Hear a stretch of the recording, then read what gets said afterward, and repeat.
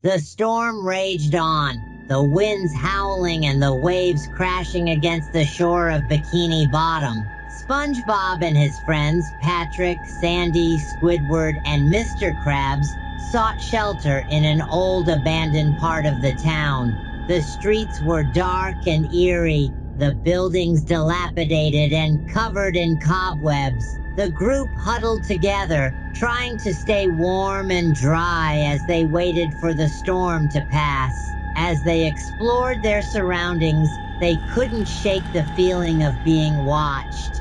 Every creak and groan of the old buildings made them jump, but SpongeBob, ever the optimist, tried to lighten the mood with his usual antics. "Look at me, I'm a spooky ghost," he said, draping a white sheet over himself and floating towards his friends. They couldn't help but laugh, but their laughter quickly died as they heard a low, menacing growl coming from the shadows.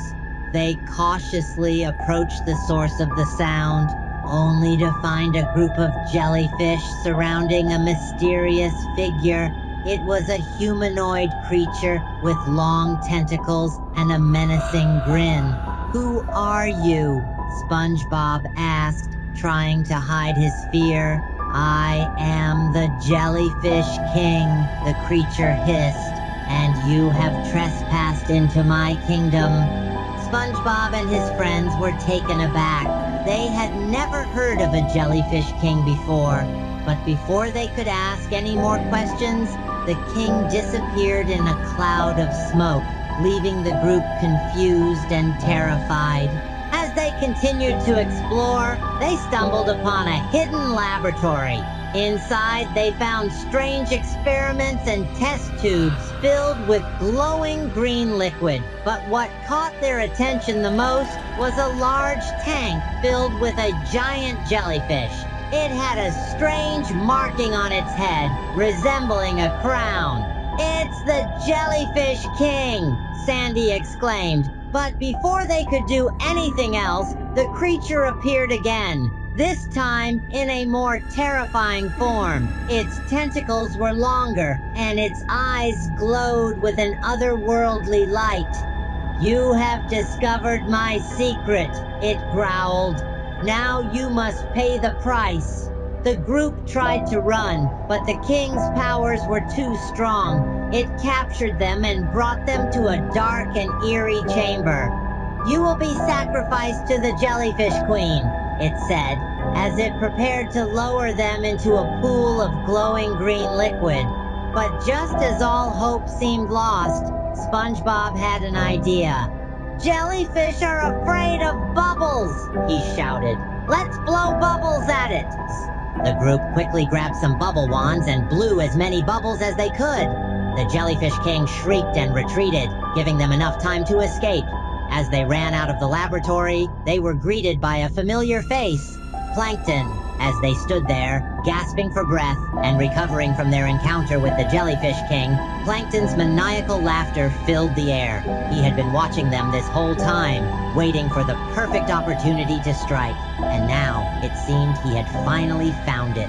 With a sinister grin, Plankton revealed the secret he had been keeping all along, the key to controlling the powerful Jellyfish King and his army.